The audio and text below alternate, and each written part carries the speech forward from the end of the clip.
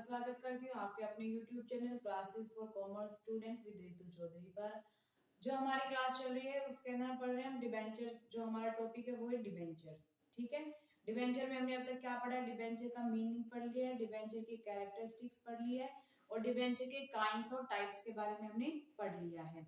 आज हम करेंगे एक शेयर और एक डिबेंचर के बीच में क्या डिफरेंस होता है। ठीक है, जो ये टॉपिक है ये एग्जाम पॉइंट ऑफ व्यू से बहुत ही इंपॉर्टेंट टॉपिक है। एग्जाम में इसमें से 1 या 2 मार्क्स का क्वेश्चन जरूर आता है।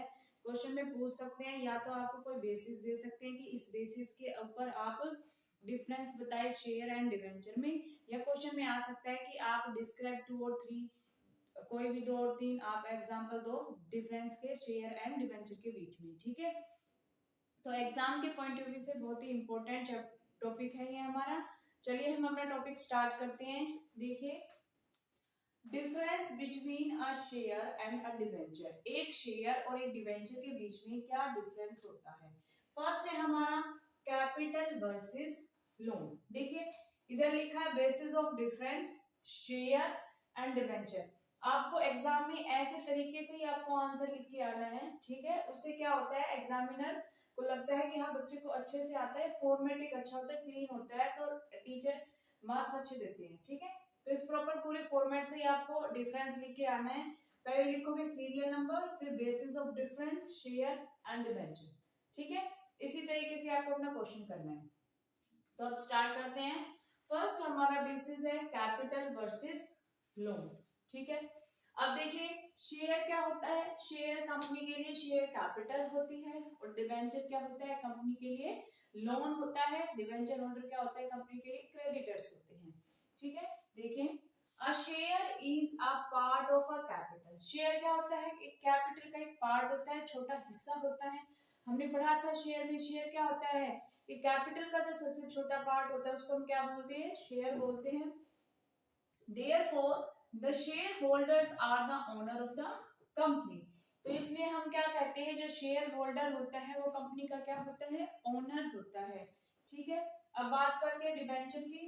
अ debenture is a part of loan. Debenture किसका पार्ट होता है? लोन का पार्ट होता है। As such the debenture holder are the creditors of the company. तो जो डिबेंचर होल्डर क्या होता है वो कंपनी के लिए क्या होता है? क्रेडिटर होता है। ठीक है, देखिए जो शेयर होता है वो कैपिटल का पार्ट होता है, इसलिए हम शेयर होल्डर को क्या कहते हैं? ओनर ऑफ द कंपनी कहते हैं। और जो डिबेंचर होता है वो लोन का पार्ट होता है, इसीलिए हम उनको क्या बोलते हैं? क्रेडिटर बोलते हैं। ठीक है, सेकंड है हमारा dividend versus interest. A share holder gets dividend from the company. Share holder को क्या दिया जाता है? डिविडेंड दिया जाता है। और debenture holder gets interest. Debenture holder को क्या दिया जाता है? इंटरेस्ट दिया जाता है। ठीक है, हो गए हमारे दो टॉपिक कवर, दो डिफरेंस कवर। अब थर्ड देखिए, फ्लैक्चुएटिंग और फिक्स्ड रेट ऑफ डिविडेंड और इंटरेस्ट। कि जो रेट ऑफ इंटरेस्ट होता है वो फ्लैक्चुएट होता है या फिक्स्ड होता है। तो हमारा जो शेयर होता है, शेयर के अंदर कहते हैं dividend is paid only when there are profits. अब ये हमें पता है शेयर होल्डर को प्रॉफिट तभी या डिविडेंड तभी दिया जाता है जब कंपनी में प्रॉफिट हो रहा होता है। ठीक है, अगर कंपनी में प्रॉफिट नहीं होगा तो शेयर होल्डर्स को डिविडेंड नहीं मिलेगा। The rate of dividend may be fluctuate from the year to year depending upon the profits and decision of the directors. जो रेट ऑफ इंटरेस्ट होती है वो क्या होती है? फ्लैक्चुएट होती रहती है अकॉर्डिंग टू किसके? प्रॉफिट के या फिर डायरेक्टर्स के डिसीजन के। समटाइम्स क्या होता है, कंपनी में प्रॉफिट तो हो रहा होता है लेकिन डायरेक्टर्स क्या करते हैं कि उस प्रॉफिट में से भी कुछ प्रॉफिट अपने पास रख लेते हैं और फिर जो बचता है उसमें उस अमाउंट को ट्रांसफर कर देते हैं किसके पास? शेयर होल्डर को डिविडेंड के रूप में उनको दे दिया जाता है।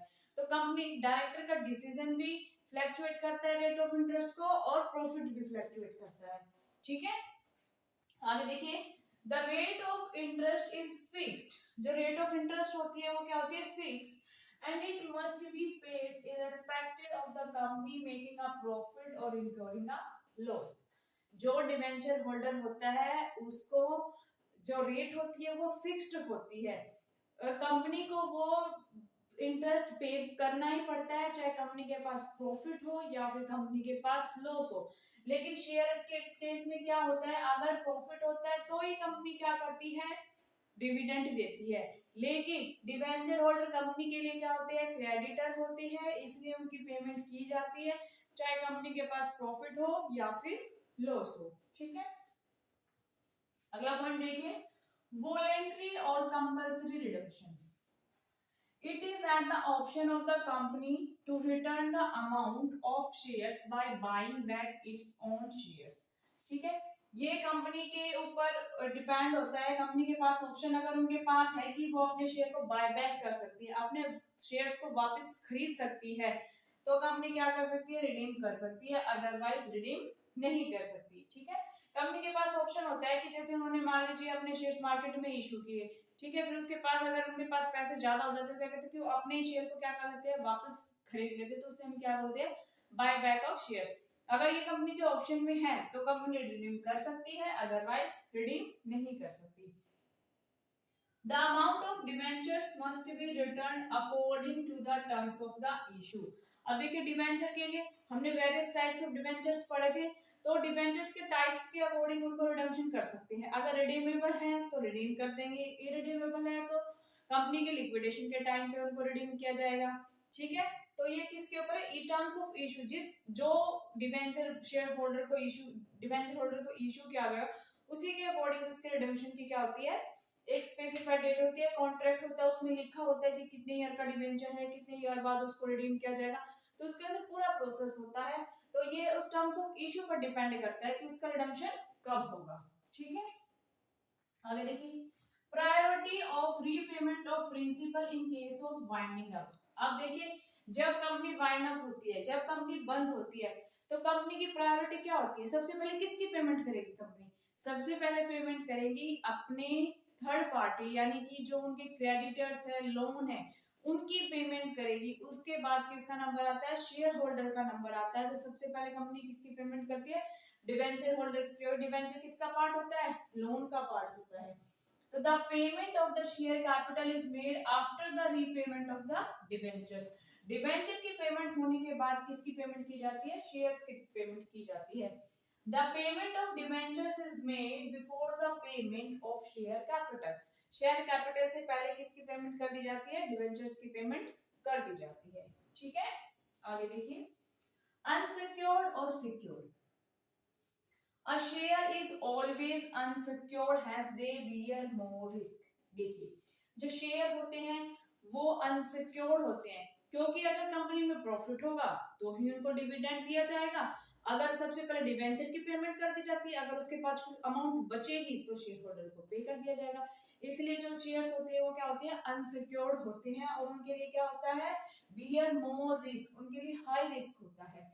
लेकिन डिबेंचर आर यूजुअली सिक्योर्ड, जो डिबेंचर होते हैं वो सिक्योर्ड ही होते हैं on the assets of the company. अगर देखिए कंपनी ने डिबेंचर होल्डर की पेमेंट नहीं करी, इंटरेस्ट पे नहीं किया, या उसकी जो पेमेंट है रिडम्पशन के टाइम जो पेमेंट है वो नहीं करी, तो डिबेंचर होल्डर क्या करता है, कंपनी के ऊपर केस कर सकता है, और उसके जो एसेट्स होती है उसके एसेट्स को सेल करके उससे जो अमाउंट रिलाइज होती है उसे क्या कर सकता है, अपने लॉस को बियर कर सकता है। इसलिए उनको क्या बोलते हैं हम, assets of the charge against assets of the company. ठीक है, आगे देखिए, restriction on issue at discount.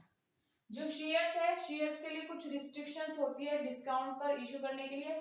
ये मैंने जो हमारा शेयर का चैप्टर है उसके अंदर आपको करवाया भी है, जो डिस्काउंट से रिलेटेड क्या क्या रिस्ट्रिक्शन होती है। तो इसमें लिखा है section 79 impose certain restriction on the issue of discount. जो सेक्शन 79 है उसके अंदर कुछ लिखे हुए हैं, अगर आपने वो वीडियो नहीं देखे तो आप वहां पर जाकर चेक कर सकते हैं।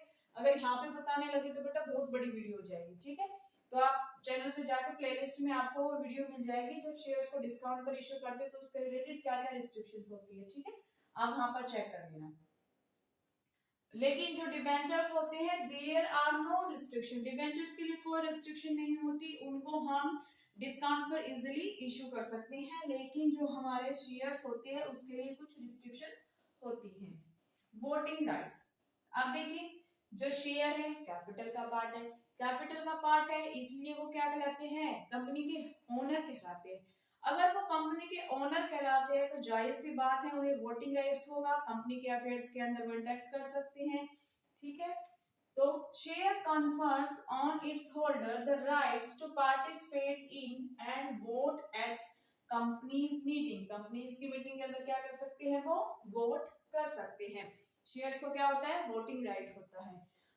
A debenture or holder of debenture neither possesses any voting rights in the company's meeting nor can be participate in the meeting। अब देखिए डिवेंचर क्या है, कंपनी के लिए क्रेडिटर है। क्रेडिटर कभी भी किसी कंपनी की मीटिंग में जाते हैं, नहीं जाते। तो जो डिवेंचर होल्डर है उनको किसी भी प्रकार का वोटिंग राइट नहीं होता है, ना ही वो कंपनी के वोट राइट कर सकते हैं, या ना ही वो किसी भी मीटिंग में जा सकते हैं। ठीक है, लेकिन शेयर्स के पास राइट होता है, वो वोट कर सकते हैं, कंपनी की मीटिंग में जा सकते हैं। ठीक है, तो ये थे हमारे डिफरेंस किससे related, a share and a debenture. A share और डिबेंचर के बीच में डिफरेंस आप अगर नोट करना चाहते हो तो फटाफट नोट कर लीजिए, या फिर स्क्रीनशॉट ले सकते हैं। ठीक है, अब देखिए बेटा, अब इसके आगे हम करेंगे इसके प्रैक्टिकल क्वेश्चंस करेंगे। ठीक है, प्रैक्टिकल क्वेश्चंस कुछ ज्यादा हार्ड नहीं है, जैसे हमने इशू ऑफ शेयर्स में जो क्वेश्चंस किए थे वैसे इसमें करना है। सिर्फ नाम का चेंज आ जाएगा, शेयर की जगह क्या लग जाएगा, डिवेंचर लग जाएगा, उसके अलावा कुछ चेंज नहीं होगा। इशू ऑफ डिवेंचर के लिए भी सेम एंट्रीज होती है, application, allotment, first call, final call, ऐसे एट पार पर डिस्काउंट सेल किया जाता है, एट प्रीमियम पर और एट डिस्काउंट पर इशू किए जाते हैं, सेम प्रोसेस होता है। ठीक है, तो अगली नेक्स्ट क्लास में हम करेंगे इसके प्रैक्टिकल क्वेश्चन स्टार्ट करेंगे। आशा करती हूँ आपको वीडियो अच्छी लगी होगी। अगर वीडियो अच्छी लगी हो तो वीडियो को लाइक करना, चैनल को सब्सक्राइब करना। मिलते हैं नेक्स्ट वीडियो में।